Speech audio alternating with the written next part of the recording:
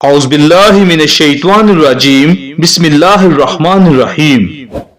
حضرت سلیمان علیہ السلام آسمان اور زمین کے درمیان ہوا پر جا رہے تھے، چنانچہ ایک دن گہرے دریا کے اوپر سے گزرے تو آپ نے ہوا کی وجہ سے دریا میں ہولناک موجیں اٹھتے ہوئے دیکھ کر اسے حکم دیا تو وہ ٹھہر گئیں۔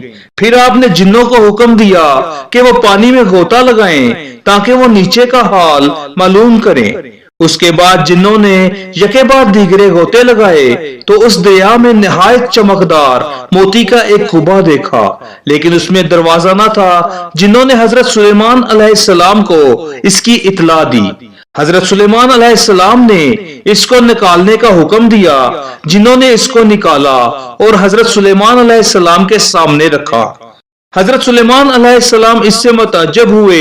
اس کے بعد آپ نے اللہ تعالیٰ سے دعا کی، چنانچہ وہ کعبہ شق ہوا اور اس کا دروازہ کھلا، اور کیا دیکھتے ہیں کہ اس میں ایک نوجوان سجدہ کی حالت میں موجود ہے۔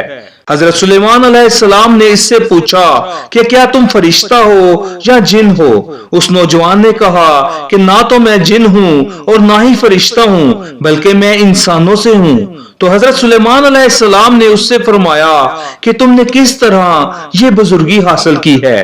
اس نے کہا کہ ماں باپ کے ساتھ نیکی کرنے اور ان کے ساتھ حسن سلوک کرنے کی وجہ سے مجھے یہ رتبہ حاصل ہوا ہے، اس لیے کہ میری بوڑھی ماں تھی اور میں ان کو اپنی پیٹھ پر لادے رہتا تھا، اور ان کی دعا تھی کہ اے اللہ اس کو تو سعادت عطا فرما، اور میرے مرنے کے بعد اس کو ایسے مقام میں جگہ عطا فرما کہ نہ تو وہ زمین میں ہو اور نہ آسمان میں ہو۔